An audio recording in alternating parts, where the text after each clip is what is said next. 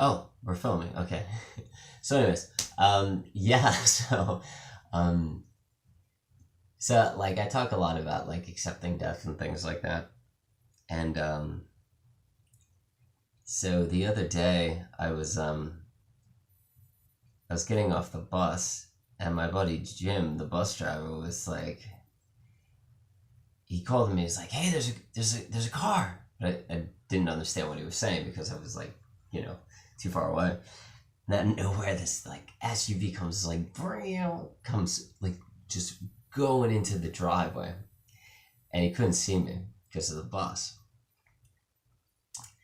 and he was going fast. He was going really fast, and he almost hit me, and he had this like shocked look on his face because he almost hit me. Like really, he had to actually kind of swerve, and the front of the car was like in front of me.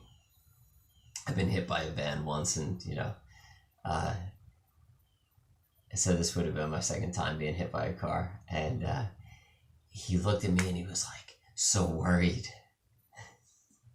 and I just like smiled at the guy, and I was totally cool with it. And then the next morning, I was sitting on my floor and I was cooking because I cook on the floor, and I spend like 5 hours every morning on the floor, and I just cook and just hang out. And about 10 inches from my leg, and I was wearing shorts, and like 10 inches from my leg, passed by my leg, just walked by me in my room. On the floor was a brown lacrosse spider, which is like the most poisonous, most deadly, flesh-eating spiders in the world.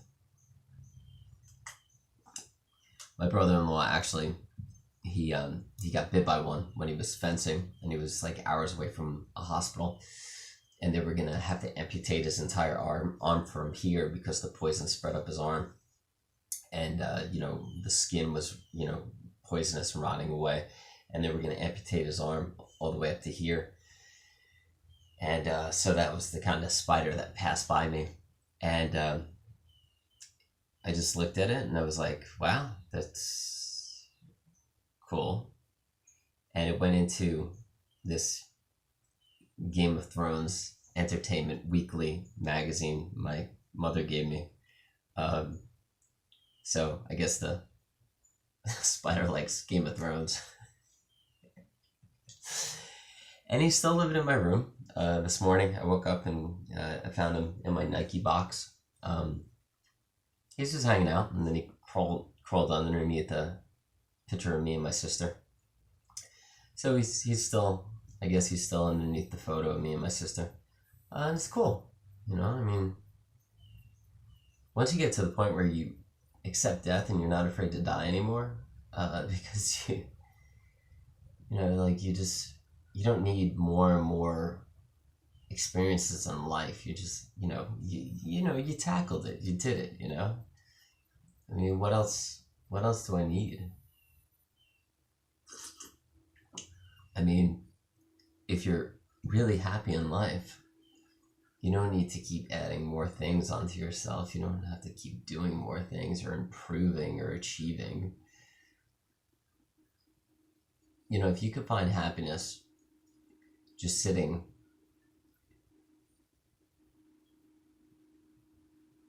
and just admiring and appreciating everything around you in the world, you don't care about death anymore. And you really don't care about achieving anything anymore. You don't care about success. You don't care about money. You don't care about buying things. You don't care about wanting more, desiring things. You're not afraid of anything. I'm not afraid of anything at all. Like if you dropped me in a war zone, it'd be okay. I'd probably just sit on the floor like this. I'd probably get blown up, or shot at, or shot, or killed. I'd be okay with it.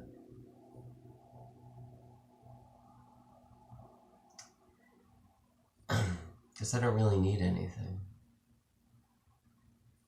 Like I could just sit on this floor and look at this window, at the clouds and the trees, and be completely happy and in love with life and in love with like the earth.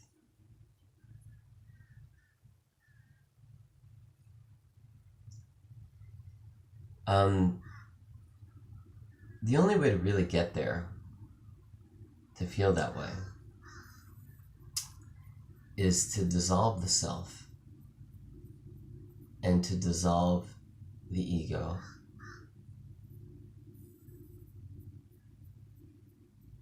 and dissolve all the conditioning that you've ever experienced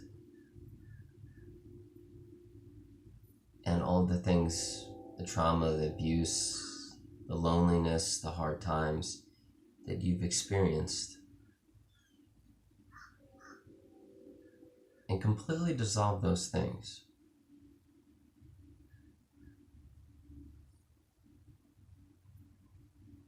You know, where you're not really a human anymore.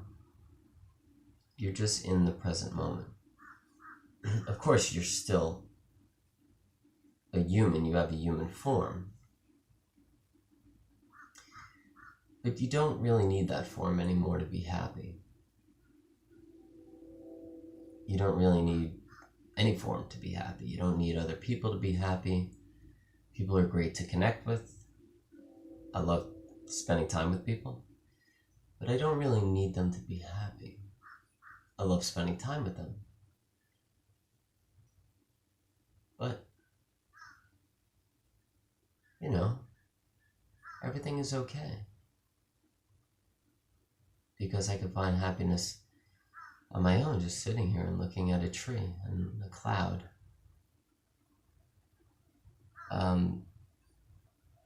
So when you dissolve that form, when you dissolve the self and the ego, and you dissolve all the conditioning that you've been through in your life, and society's conditioning, and your family's conditioning, and your parents' conditioning, and your grandparents' conditioning, and you dissolve all those things where you don't have them in you anymore.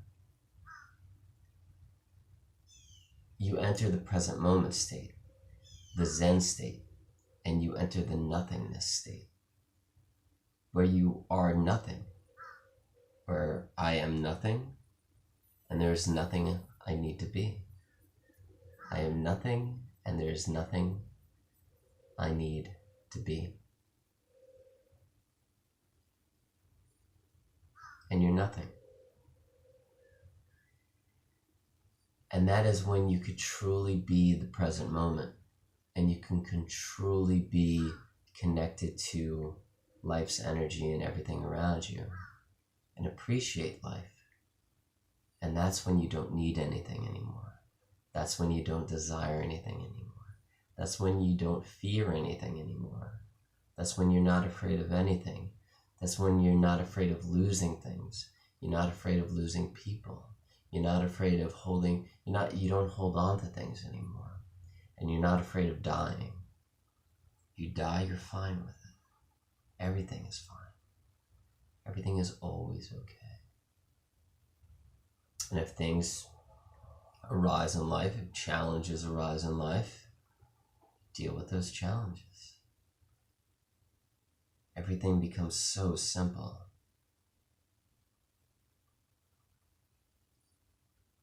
You know, you don't have a relationship with your mind anymore. You don't have a relationship with yourself anymore.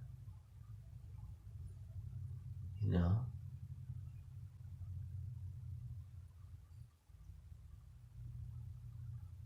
You just accept life and you appreciate life. Alright guys, thank you very much. Have a great day. Booyaka!